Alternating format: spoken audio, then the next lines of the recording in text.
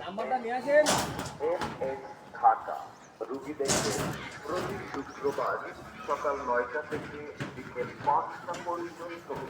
রুগী দেখার স্থান চেম্বার চিকিৎসালয়ে সামনে মনে রাখবেন এখানে বডি অ্যানালাইজার দ্বারা রোগ নির্ণয় দেওয়া হয়। পরীক্ষার টাকা এবং লাগে না। তাই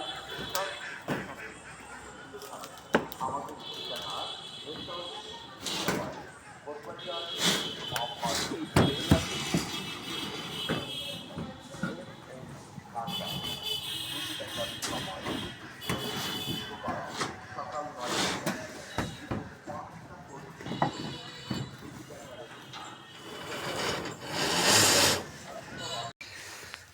আসসালামু আলাইকুম রহমতুল্লাহি বরকাত।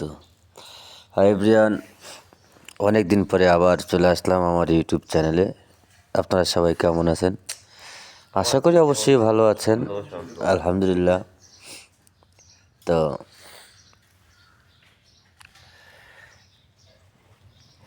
আসার উদ্দেশ্য হচ্ছে,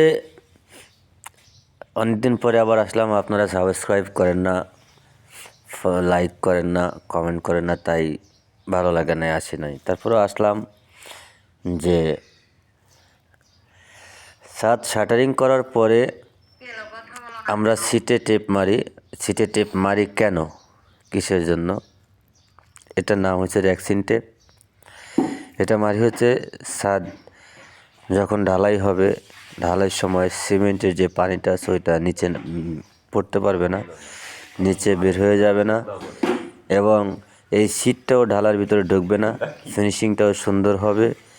সব দিক থেকেই এটার উপকারিতা খুবই জরুরি, এই জন্যই এটা মারা হয়।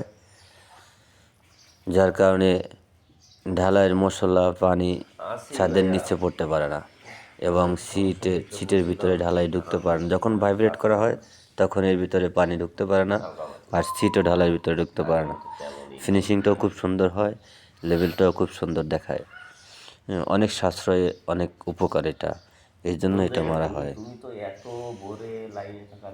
তো বিষয়ে সব কিছু জানতে হলে বা এই রডের বিষয়ে বা ছাদের বিষয়ে কোনো কিছু জানতে হলে লাইক করেন, কমেন্ট করেন, দয়া করে পেজটা ফলো করুন, সাবস্ক্রাইব করুন। ওকে, ধন্যবাদ।